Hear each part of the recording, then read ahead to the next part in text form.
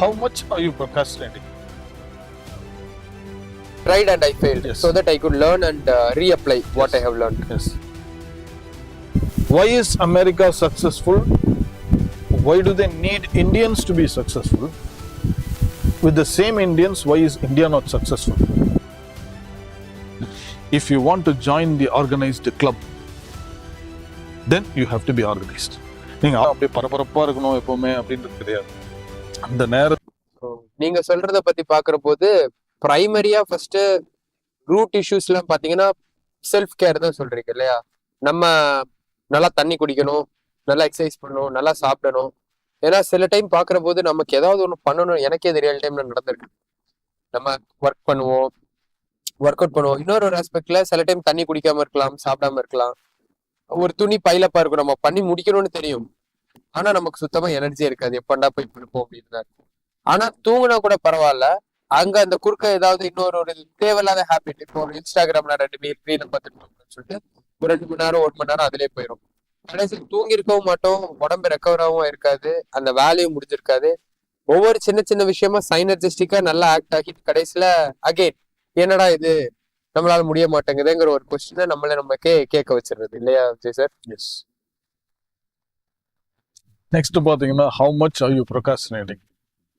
அதாவது how are you procrastinating, எப்படி பண்றோம், why are you procrastinating, எதனால் பண்றோம், what are you procrastinating, எப்படி என்ன விஷயங்கள் எல்லாம் தள்ளி போடுறீங்க அப்படின்றத பார்ப்போம். how much are you procrastinating? ஒரு விஷயத்த வந்து செய்யலாம் அப்படின்னு சொல்லிட்டு ஆரம்பிச்சுட்டு விட்டுறீங்களா, ஆரம்பிக்காமலே விட்டுறீங்களா, அதை வந்து இந்த வருஷத்துக்குள்ள செய்யணும்னு சொல்லிட்டு அதை பத்தி மறந்தே போயிட்டீங்களா, இன்னொருத்தர் வந்து படுத்ததுக்கு அப்புறம் தான் உங்களுக்கு அதை பத்தி ஞாபகமே வருதா, அந்த அளவுக்கு நீங்க அதை ப்ரொகாஸ்டினேட் பண்றீங்களா அப்படின்றத மெஷர் பண்ணிப்போம். அதுதான் வந்து உங்களுக்கு இமீடியட் அட்டென்ஷன் அது கொடுக்கணுமா வேணாமா அப்படின்றத அதுவும் சொல்லுங்க. எந்த அளவுக்கு நீங்க தள்ளி போடுறீங்க அப்படின்றது வந்து மெஷர் பண்ணி பாருங்க. பர்சனலா சொல்லுங்க.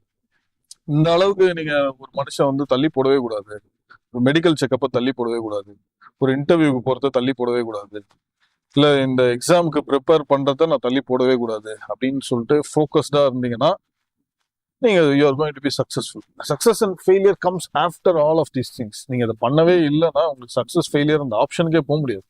நீங்க அதை பண்ணிட்டு ஃபெயில் ஆனா கூட ஹாப்பி தான், ஏன்னா at least I tried and I failed, so that I could learn and reapply what I have learned. S.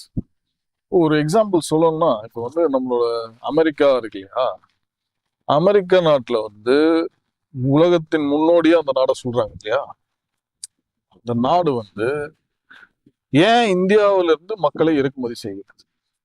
Indians are running the show in IT and other industries in the US.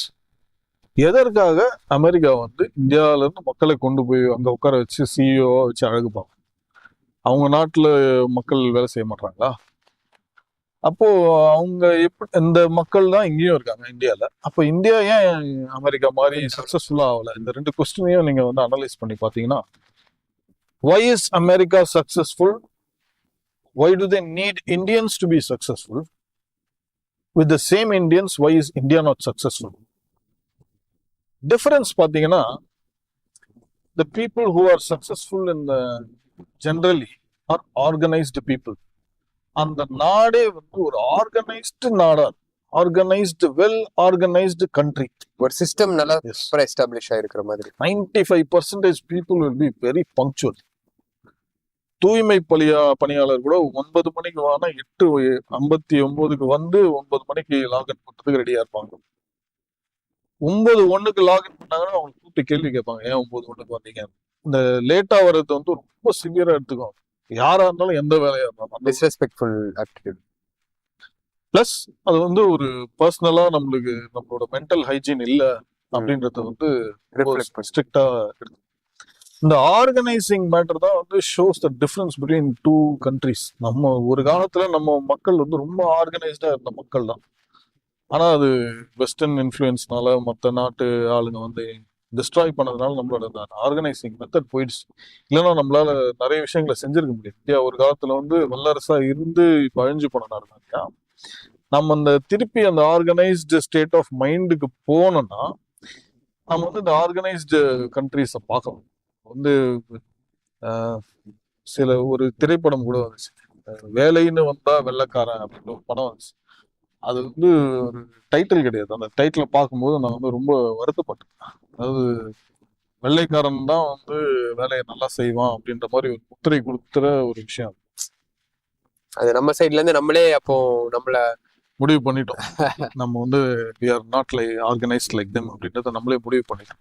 இப்போ ஒரு நம்ம நாட்டிலேயே வந்து இப்போ ஏதோ ஒரு வெள்ளம் வருது, இல்ல புயல் அடிக்குது அப்படின்னா போர்க்கால அடிப்படையில இது வந்து சரி செஞ்சாங்க அப்படின்னு சொல்றாங்க இல்லையா? அப்ப அந்த போர்க்கால அடிப்படையில யார் வேலை செய்யறாங்க அப்படின்னு பார்த்தா, இப்போ வந்து ஐடி கம்பெனில வேலை செய்யறவங்கலாம் கூட்டிட்டு வந்து ரெஸ்கியூ பண்ணுவாங்களா? பண்ண மாட்டாங்க. அப்போ இல்ல வேற ஏதாவது வேலையில இருக்கிறவங்கள, இந்த நெசவு தொழிலாளர்கள் இல்ல விவசாயிகளை கூட்டு போய் பண்ணுவாங்களா? பண்ண மாட்டாங்க.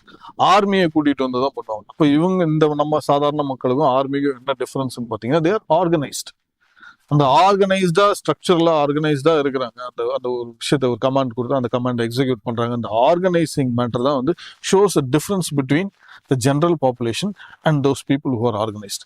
இந்த ஆர்கனைஸ்டா இருக்கிறது ஒரு கிளப்னு நினைச்சுக்குவோம்.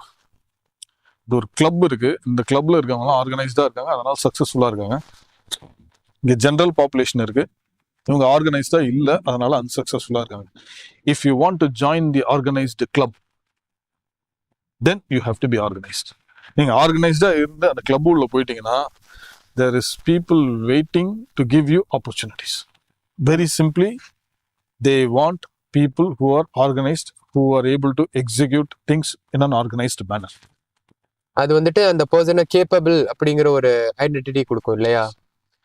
அண்ட் இன்னொன்னு நடைமுறையில பாக்குற போது நம்ம நீங்க சொன்னீங்க அமெரிக்கன்ஸ் வந்துட்டு ரொம்ப பங்க்சுவல், சூப்பர் பங்க்சுவலா இருப்பாங்க. சில டைம் நம்மளோட சவுத்ல நம்ம அப்சர்வ் பண்ணது கூட, நம்ம இந்த டைம் 10 மணி அப்படின்னா 10 மணில அது ஒரு 10-10:30 பண்ணிடலாம் அப்படிங்கிற மாதிரி ஒரு வேகா தான் இருக்கும் இல்லையா? அண்ட் 10 மணி நம்ம சொல்லிட்டோம்னா ஓகே, ஒரு 9:30 நம்ம கிளம்பணும், ரெடியாகி முன்னாடி வந்துட்டோம்னா நமக்கு வந்துட்டு கொஞ்சம் நல்லா ஒரு எட்ஜ் இருக்கும், ஒரு காமா இருக்கலாம், அந்த விஷயத்த நல்லா எக்ஸிக்யூட் பண்ணக்கூடிய ஒரு கான்ஃபிடன்ஸ் இருக்கும். நம்மள லேட்டா வந்து பரபரப்பா வந்து அப்புறம் அந்த இடத்துல ஒரு கண்ட்ரோலே இல்லாம நமக்கு நிறைய ஆப்பர்ச்சுனிட்டிஸ் சீக்கிரம் வந்திருந்தா கிடைக்கிறது வந்துட்டு நிறைய டைம் மிஸ் ஆகிற மாதிரி கூட சிச்சுவேஷன்ஸ் நமக்கு வரும் இல்லையா விஜய் சார்? இதில் தான் planning, structurally planning your day or your year plays a matter. அது இப்போ நீங்க 9 மணிக்கு ஒரு இடத்துல இருக்கணும்னா நம்ம வந்து 8:30 மணிக்கு கிளம்புனா 9 மணிக்கு அங்கே போகணும் அப்படின்னு நினைச்சீங்கன்னா 8:30 மணிக்கு கிளம்புனீங்கன்னா 9 மணிக்கு போக முடியாது. நீங்க 8 மணிக்கு கிளம்புனீங்கன்னா தான் வந்து போய் அவங்களுக்கு ஒரு பஃபர் டைம் இருக்கும், அந்த இடத்துல போய் ரிலாக்ஸ் பண்ணிட்டு நீங்க 9 மணிக்கு அந்த வேலையா இருப்பீங்க. ஆமா, 8:30 மணிக்கு கிளம்பி 9 மணிக்கு போன நிமிஷமா டிராஃபிக்ல மாட்டினோடனே 9:10 போவீங்க. அதுக்குள்ள உங்களுக்கு ஆங்ஸைட்டி வந்துடும். அதுக்குள்ள போய் ரீச் ஆனீங்கன்னா உங்களோட 100% பெர்ஃபார்மன்ஸை நீங்க டெலிவர் பண்ண முடியாது. இந்த மாதிரி சுச்சுவேஷன்ஸ் எல்லாம் இந்த பஃபர் டைம் வச்சுட்டு ஒரு 10 நிமிஷமோ 20 நிமிஷமோ பஃபர் டைம் வச்சுட்டு நீங்க இப்போ பிளான் பண்ணீங்கன்னா, ஒரு ஆக்டிவிட்டிக்கும் இன்னொரு ஆக்டிவிட்டிக்கும் நடுவில் ஒரு 15 மினிட்ஸ் பஃபர் டைம் வச்சு பிளான் பண்ணாலும் you will feel very comfortable organising day. அதாவது ஆர்கனைசிங் டேனா அப்படியே பரபரப்பா இருக்கணும் எப்பவுமே அப்படின்றது கிடையாது.